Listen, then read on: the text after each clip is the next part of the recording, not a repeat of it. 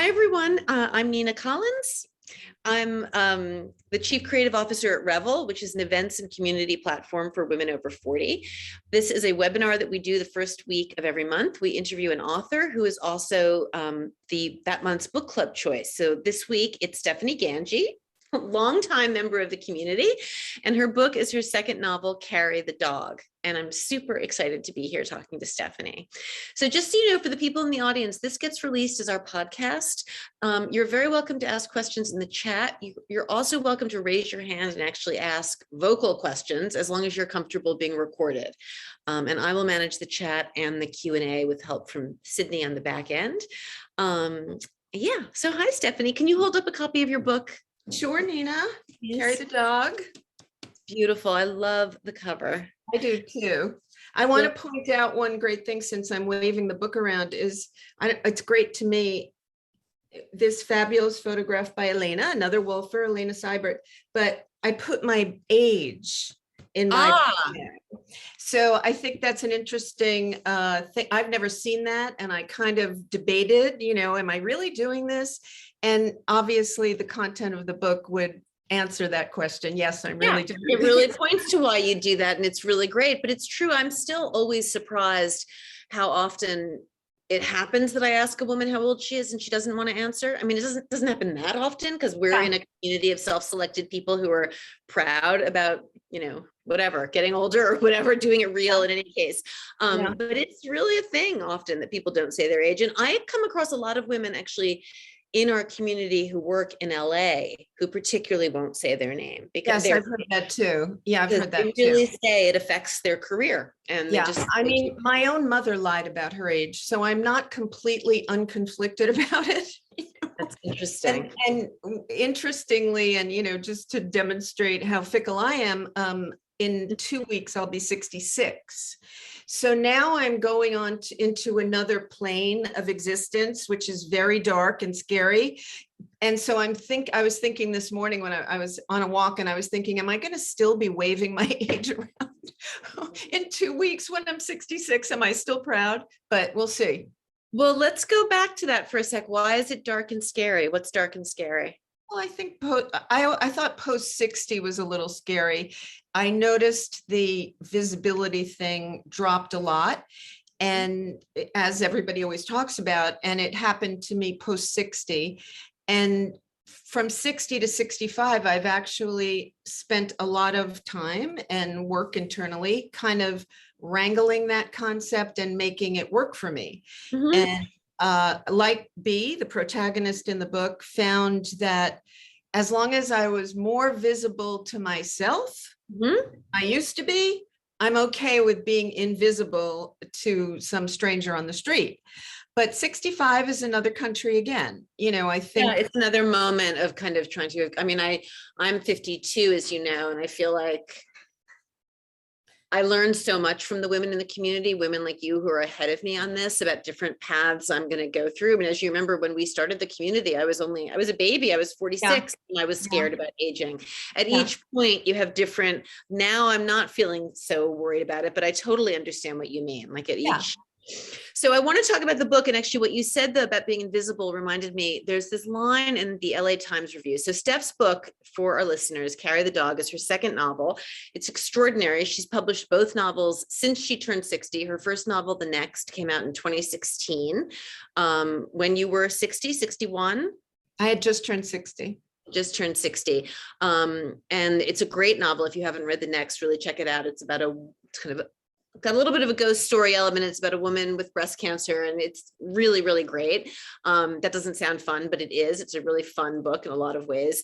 And then this book, Carry the Dog, is amazing. I loved it even more, I will say, and it's amazing for a number of reasons. It's a literary novel about and I'm not giving anything away for our book club readers. It's about a 60-something-year-old protagonist. I can't remember how old she is. It's about art and fame and aging. It's about complicated families. She's the daughter of a famous deceased photographer, kind of a Sally Mann-like character. She lives in New York City. Bea does. I was thinking about alliteration in the book today because Miriam Marx is her mother and Gary Going is her kind of Lou Reed-like musician ex-husband. And I can't remember what's Bea's last name. It's Bea Marx. So she's Bea not Marx Seger, but Bea Seger. Seger, I think, is, the name she goes by. She tries to distance herself from her mother, so she does not use that name. Or, one of the constructs in the book is names. So it's great that you pointed that out. Every character in the book has more than one name. And by design, of course. And there's one, I've learned during all of these Zoom interviews, this virtual book tour, that, and when people ask me to read, for example, or certain questions, this book is chock full of plot. So almost every page has a reveal. So I can't say too much about the plot because a lot happens and a lot of secrets are uncovered along the way. But one character's name stays the same throughout. And there's a reason for that. So when your book club reads it, if you want me to come and talk about that, I will. Oh, that's a good idea. That's a good offer. Thank you. Yeah. Well, I want to read something from the LA Times. The book has been reviewed in everywhere. It was a People Book of the Week. She's been on CBS Morning News, I believe. It's getting great attention. It just came out in the last month. It's been optioned for film. And what's most noteworthy about it for us, besides just being a fun, really interesting read, is that the protagonist is a woman in her 60s, which you don't see that much. And she talks a lot about aging in a kind of funny, sarcastic way that we recognize, particularly those of us who love Stephanie. It felt very much like a Woolfer conversation. But I absolutely loved this section from the LA Times review. By placing these conundrums inside the body of a 60-year-old woman experiencing a long-delayed coming of age, she speaks to the many women I know who are going through this transition. It's a deeply ironic moment in a way, to perceive themselves finally as themselves, even as they are becoming invisible to the world that has fetishized them. Women are raised from infancy to chase the male gaze rather than the male intellect. It's not surprising that when that gaze turns away, a woman's sense of self might change. I thought that was really great. And I actually am tearing up right now because, first of all, that I communicated that, which is what I was trying to communicate. It's kind of mind blowing. It's just fabulous. Yeah. Anyway. Yeah. When a reviewer, I've experienced that with my mom's books. Like when a reviewer seems to really get the material, it's amazing. What a feeling. What a feeling. Yeah, anyway, thank you for reading that. No, it's beautiful. So I think for people who don't know you, it would be interesting for you to tell us a little bit. I mean, becoming a novelist in your 60s is no easy feat. And it's something a lot of people wish they could do and want to do and aspire to do. And you did it. How did you do it? Why did you do it? What gave you the courage to do it? Do you have any tricks that you can pass on? So I have so many hacks that I can't even begin. And, as you know, I work with clients all the time. And we can post somewhere, Sydney will help us, some articles with hacks and tricks of how to do it. So, you recently wrote a good piece for LitHub. Yeah, exactly. So there are definitely hacks, and then when I work with people, we get into it really deeply.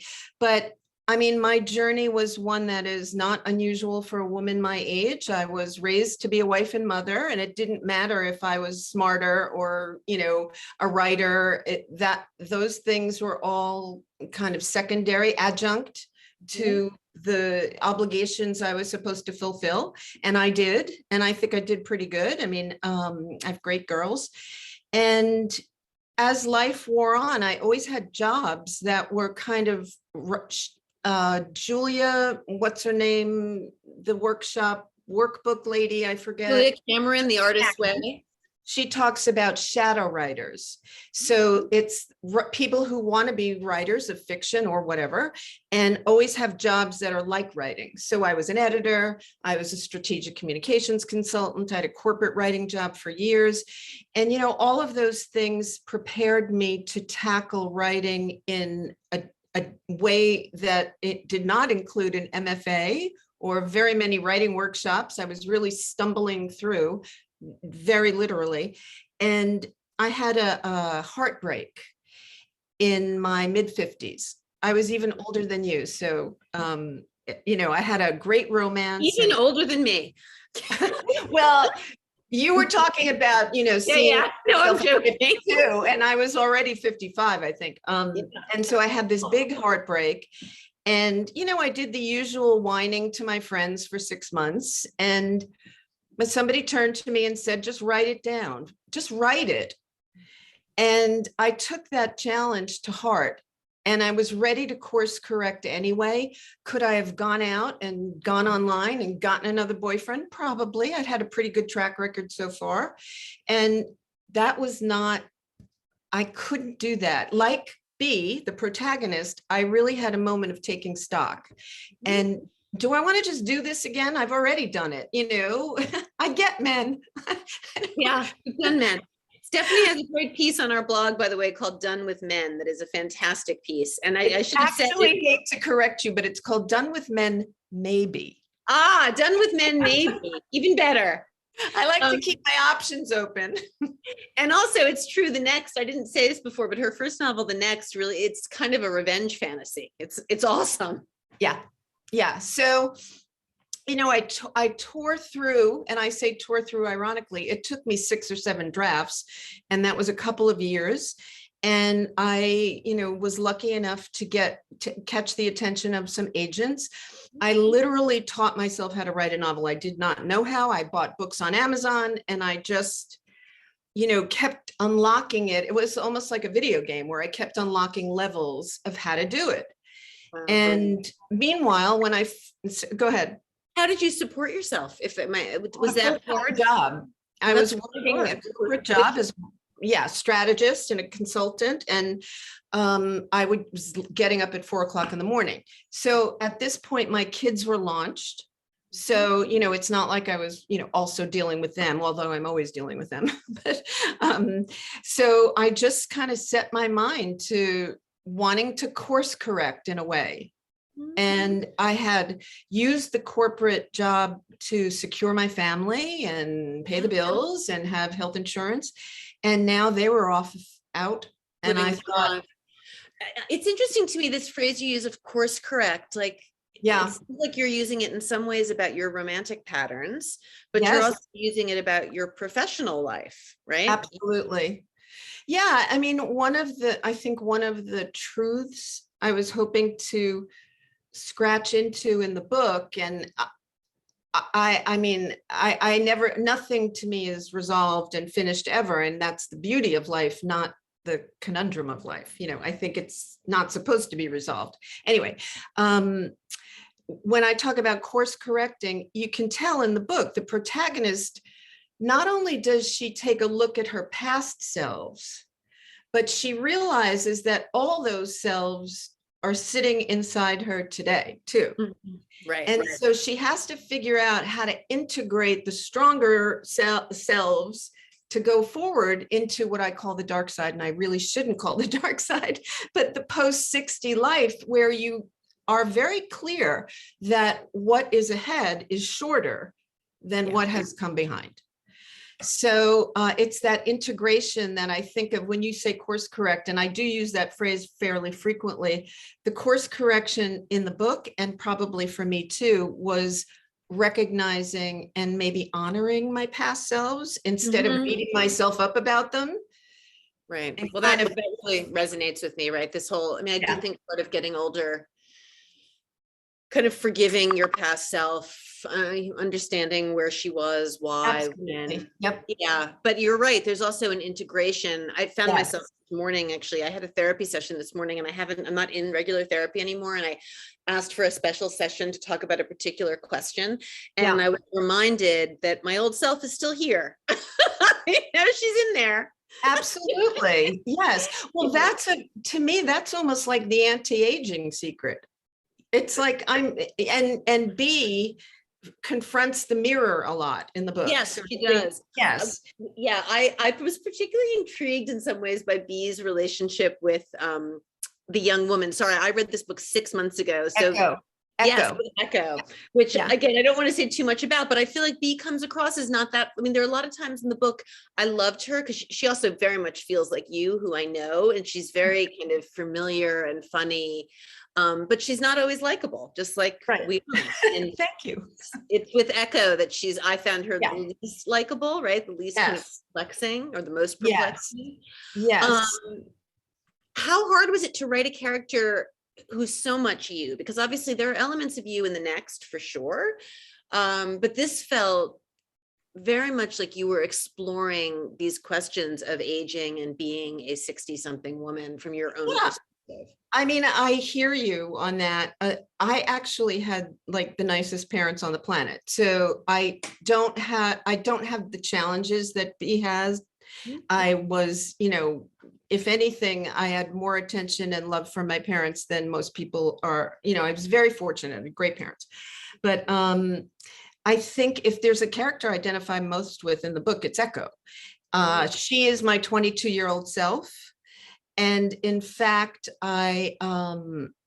there's a song in the book that Bea has had, in a sense, stolen from her by her ex-husband many years ago. He's a rock star, and he took a song and it got very popular, and she never got any money for it. And so this has been stuck in her craw for like 40 years, as things do get stuck in our craws, right? For 40 years. And so that song came right out of a journal of mine from age 22. Oh, wow. Yeah, I lifted it and plopped it in the book. So Echo feels familiar to me. Bea certainly has my, I hope, resilience. Resilience. I was about to say resilience. Yeah. I For have, I've been on an interesting journey, that's for sure. And I have not been, this is not a judgmental comment, but I have not been a person who has really benefited from a lot of therapy. Like I've benefited, and it's been like almost like what you said, like in spots and situational, but ongoing therapy has kind of bored me. I know I don't mean that anybody else. Yeah, I know. I feel saying that, but it's just not really done for me what it's done for other people. So having had this interesting journey, I have had to figure out myself how to kind of navigate around or through trauma, right? And I wanted a character who had to do it herself and had to keep picking herself up. And so that that resonates with me and Bea a lot. Yeah, I got it. So that's interesting. Sorry to interrupt, but given that you had such easy parents, lovely parents, why did you choose to write a novel about someone with such a difficult mother? Like I really related, of course, I had a famous artist mother, so I related a lot to the aspects of the story of her kind of unearthing her mother's work and figuring out what to do with it and making peace with it. Why were you drawn to that story? It's interesting, when I was watching your video from the Gotham Awards the other night, it's something occurred to me that hadn't occurred to me before in all of this book talk, which is that I think in a sense I was revisiting why I didn't write sooner. I said earlier about, being a wife and a mother, and that took precedence, and I was groomed really by my family to be that person. And so maybe there was a little bit of that exploration in there, like the negative side of having an artist mother, right? What would it have been like if I'd had this? So I wrote an essay around the time of the next. And in the essay, I talk about one of my daughters and a medical challenge she had. And she read the essay before it was published and gave it the go, and everything was fine. And then we sat at a bar one night, and I was like, I'm exhausted from all this attention. All the book attention is kind of disorienting, especially after you've been like in a writing tunnel for like years. Then all of a sudden you have to be like on. But anyway, I was like, all this attention is kind of draining. And this new essay had just come out, and she was featured in the essay. And she said, yeah, tell me about it. I don't like it either. And not that she was mad, but we were kind of commiserating about revealing yourself. Yes. So when I walked away from that, I thought, what a great topic. A mother who kind of I mean, when does the child own their own body? And, Yeah. you know, like, what are the lines that could get crossed? And there's been plenty You of, know, it's an interesting idea. It's funny. I yeah, went to sleep. I did this awards ceremony thing on Monday night and it was very moving, but I went to sleep last night feeling exhausted and very exposed, yes, you know, and just really tired. And yeah, that feeling of exposure, which yeah, is of course a huge part of your novel. yes. And so that exposure for this character, not you and not me, but that exposure has kept her frozen as in her career development, in her relationships, almost as if she's still stuck in those photographs, right? Mhm. So part of her journey is to get unstuck. And of course, as with all of us, that includes falling down and getting back up and making progress and taking 3 steps back. So I would say that it's an awkward grace that she Yeah. finally achieves. Yeah. And I think that's pretty much the human condition, certainly women's condition. Yeah. You know, Certainly. that Right. There's no pat answer, right? there's no pat answer. And by the way, thanks to you, I actually learned to articulate that. I mean, that had been my experience, but I learned to articulate it as part of what would Virginia Woolf do. You know, part of my learning all this was reading other women, hearing their voices. I mean, Bea is really an amalgamation of all the Woolfers. You know? Right. No, Yeah. really, Yeah. I mean, I think we've all gotten from the Woolfer experience this appreciation. I agree with me too, of kind of, we're all imperfect and we're all bumbling along. And I mean, you know, I think when I started the community, I was feeling kind of depressed and like late, you know, that Yeah. perimenopausal haze. Sure. And then I saw all these women ahead of me doing, I was both inspired, like I learned so much from all of you. And then I also saw a lot of people fuck up and stumble Right. and suffer That's and right. get back up again. And, you That's know, right. so That's right. yeah, it's been That's right. hugely educational. And it's funny for us now, like, you know, Stephanie was an original mod of the original group. And so we've now known each other like 6 years, 7 years. And we've all seen just in each other's lives, all this interesting growth and change and possibility and setback. And, you know, it's just women's conditions. Yeah. I mean, it's been a gift for me to, you know, I'm literally sitting on Facebook, say 5 years ago or something, you know, typing out thoughts that then made their way into this book, you know, a few years later. So, you know, it's been invaluable, really, and continues. Yeah. Well, that's what I was about to ask now. Is your next novel about a woman character? So I just had a little bit of a revelation this morning. I have about 100 pages and I keep it right next to me so that it's glaring at me all the time because it's due.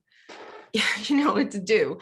And yes, it's a more about a marriage than previous 2 books. And I've been dancing around the topic in both other novels, and it's about men and women and marriage and money. Nice. Very important subjects. I haven't seen that really. No, you don't see it very much. For some reason, when you said it's about a marriage, I don't know why, what popped into my head was Sue Miller's Monogamy. Oh, you know, I haven't read that, but I'm going to take that note because I keep hearing about it. Yeah. Yeah, I wouldn't say it's the best novel I've ever read, but it's an interesting novel about late in life marriage, and yeah, it's just interesting. And you're right, people don't write about money nearly enough. And because I know you personally, I know some of your own marriage money stuff, and I think that's really interesting to put that to work. And yeah, you know, I don't know what the percentage of divorce in the States is now. I forget. I read it recently, but of that percentage, 80% has collapsed under financial pressure. Oh, that's interesting. Yeah. And so for that massive percentage, you would think there would be more written about even nonfiction. I mean, I don't see it much. So I don't know. I'm going to try. I might chicken out. But no, don't chicken out. People don't talk about money in general nearly enough. And that's also something we've learned in the Woolfer community. But you know, we always knew in the Woolfer community, the threads that made people crazy, right? Money, infidelity, race. Those are the subjects. Some women are, you know, adamant about hiding their age. And, you know, I don't know, I used to be too. So I get it. I get it. So what is your hope for this novel, for Carry the Dog, for, I don't know, film? Who would you want to play you? It's not me. Okay. Sorry, who would you want to play? I do have fantasy casting, of course, because, you know, how could you not? You're not. It is so cinematic, and I didn't realize, you know, I wasn't writing to be I'm cinematic. trying to help you manifest this year. We can make this happen. Okay, thank you. I appreciate that, and really do super appreciate it. So I'm not saying these are boffo at the box office names, but I love them. Like Maura Tierney, I love. Oh my God, I love her. I also love Patricia Clarkson, but Maura Tierney is amazing. I agree. She'd be good in that character. Definitely. Right. So, I mean, obviously, you know, it's your character, but she'd be great. Diane Lane would be great. Amazing. I think Sandy Bullock would be great. Yep. Yeah. A question from the audience is, how long did it take you to write each novel? So the first one took me way too long. Again, I was teaching myself, like, kind of on the job how to do it. And that one was maybe 3 solid years. And then the second one was shorter, so 2 years. So I'm hoping that the third one is, I can get it down to 18 months, because time's a wasting, you know, the clock's ticking. But So impressive, Stephanie. It's really say again. It's just really impressive. Really huge congratulations. I mean, that's just thank you. Huge accomplishment. And I'm going to say, you know, at the risk of sounding vain, which I am not, I am also shocked. I'm shocked. You know, I think I've made my kids proud. You know, they seem very proud of me. And, you know, that was certainly an impetus. I didn't want to just be known as the person who had this big colossal marriage thing happen, and the breast cancer thing, and, you know, a lot of other things too that you know, too silly to go into, not silly, but too much to go into. But, you know, I didn't want to be her. I relate to that. I understand that. Take all that and do something else with it. Yeah. I have to say, I think I feel now only very recently in my 50s, I feel proud of some of the things I've done, and I feel like my kids are proud of me, and that's a really great feeling. And I totally understand that. And I'm happy for you, because that's awesome. You know, what's interesting is that pride that you have, and, you know, feeling good about yourself, is something that we women are always kind of cheerleading each other about. Mm-hmm. And, you know, pushing each other to that kind of more secure feeling and feeling better about yourself. But not everybody always is happy with you once you get there. It's totally true. It's something I'm just really learning now. And it's very interesting, you know, how all the you go girl stuff sort of dissipates a little bit for some people when you finally do. I think that's true. I do think that comes down to personalities. I really feel, again, something learned from Virginia Woolf. There are people, by dint of just their childhoods or whatever, who really have a scarcity mentality. So when something good happens to someone else, they feel in some way like it's taking away from them. And then there are just people who just don't have that. Like, I know. Well, I know. I feel like not only am I so happy for you, I feel like what you've done is inspiring to so many different, it's inspiring for people who have had breast cancer. We didn't really talk about that in this conversation, but Stephanie's happy to talk about it. Breast cancer, and for women our age, and for publishing. Like, there are just a million reasons. It's just incredibly awesome what you've done. And well, the thing about writing that I try to tell clients is, you know, you can definitely write at any age. Absolutely. Those stories from wherever you are in life are critical for other people to read. I mean, it's just, I am telling, you know, I'm here to say that the notes I have gotten from people are really kind of mind blowing, you know, and men too. For some wonderful reason, I've had this book I can understand why the first book was a revenge novel. I can see why men wouldn't be that psyched to read it. I was pretty much tearing him apart physically in that book. But this book, I've gotten so much kind of love from male readers, and that makes me really happy. And I think it's because as I've gotten older, well, I've always had a soft spot. Some of my friends would say a blind spot for men. But, you know, it was really fun for me to write a male character who was not great and was a boomer and had all the blinders, but she still loves him. And I liked him too. Yeah. And they have the gift of endurance. And it's a long life. And, you know, every once in a while you have to lay down the rhetoric and just be each other, you know. You know, to me, their exchanges in the book are very, I loved it. I felt like it was really fun to write. Real. I love him. I love that character. Gary Going. Gary Going. All right. Well, this has been great, guys. Do we have any questions from the audience? We just had a few. Oh, someone is raising their hand. Let's see. How do I? Karen Rappaport. Hi, Karen. Hi, Stephanie. I would have posted this in the chat, but it's a little bit of a long question. And I wanted to say, first of all, congratulations.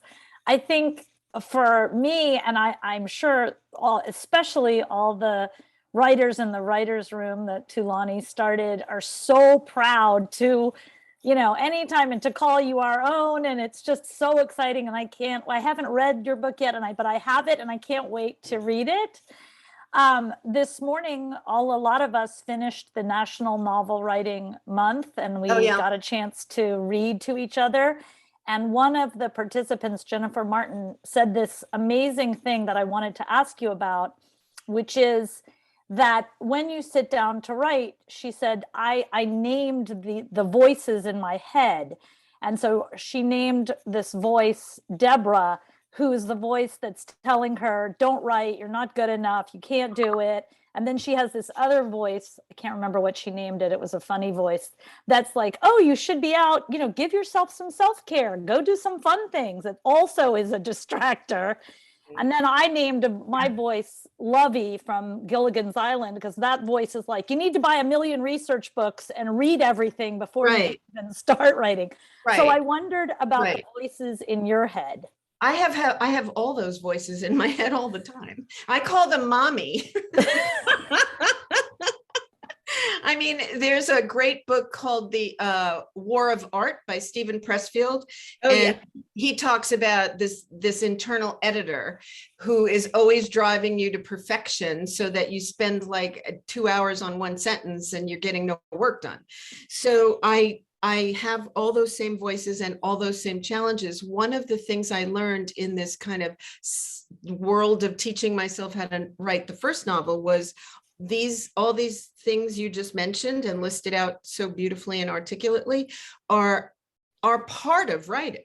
It's not just you and your, you know, internal editor. All writers meet those same exact critics along the way and inside. And so the thing I learned was that, oh, this isn't just me being a loser. This is part of the process. And as soon as I started realizing that even Stephen King goes through the same thing, you know, I gained confidence, is the way I'd put it. And I thought, all right, I'm going to stick with it. I'm not just going to say, I can't do it. It's not for me. I'm not good enough. I'm just going to keep pushing.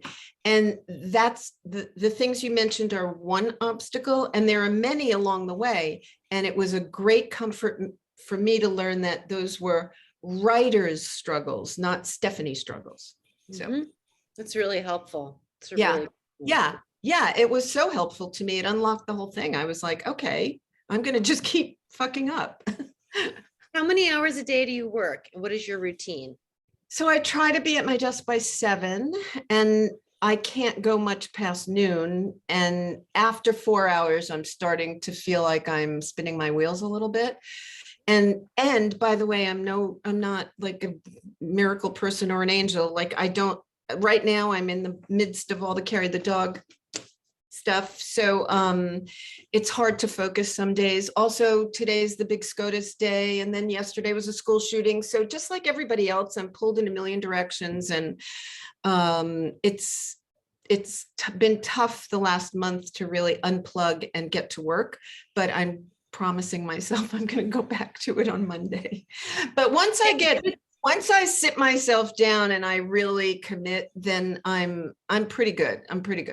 Yeah, I mean, it's kind of Tulani's whole idea behind starting the writer's room was kind of a get your ass in your seat kind of place, right? Because you do have to ass in chair is the number one rule. That is always the problem with writing. Yeah, it's always the problem. All right, one last question. from Karima, loved the book and the complexity of the characters. Can you talk about how you came up with the visual for the photograph of Carrie the dog itself?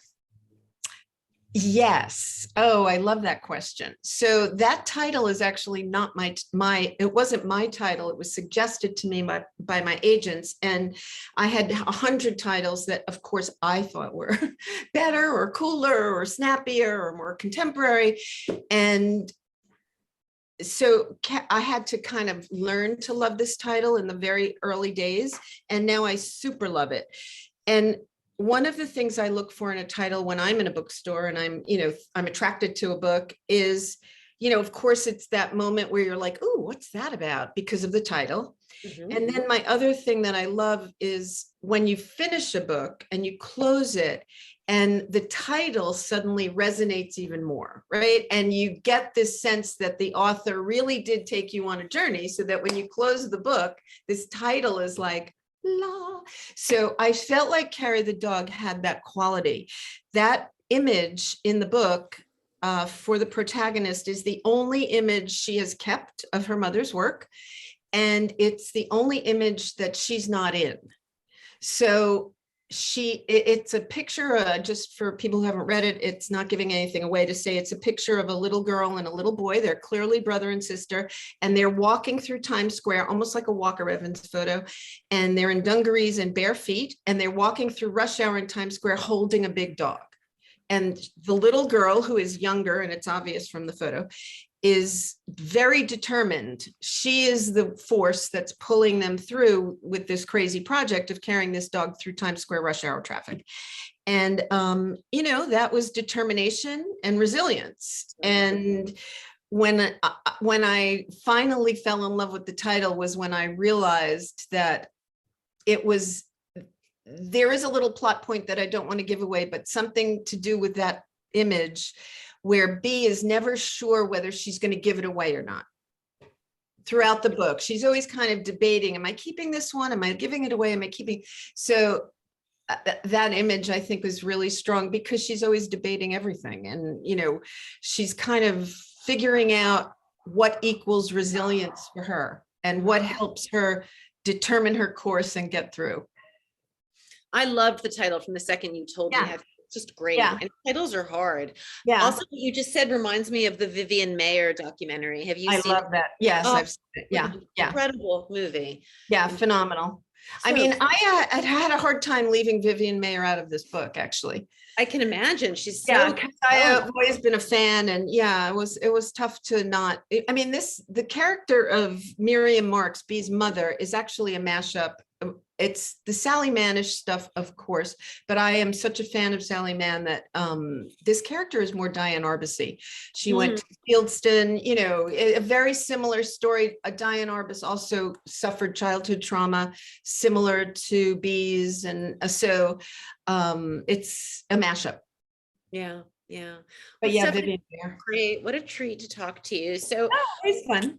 I want everyone to read Carrie the Dog by Stephanie Gangi. We're very lucky to have had this conversation. Me too. It's my entire retirement scheme. So everyone has to buy it. Give it as Christmas gifts. We will be having a Revel book club. It's much earlier this month than normal. Usually it's the last Sunday of every month. We're doing it on December 12th, which is in 12 days. Yeah. So buy it, read it quickly, and join us on December 12th for a conversation. It's at, I think, 9:00 p.m. Eastern. You can find it on the Revel site. If you Google search book club or Gangi or Nina, it'll come up easily. And Ruth brought 2, and Jennifer Martin already read it and loved it. Good.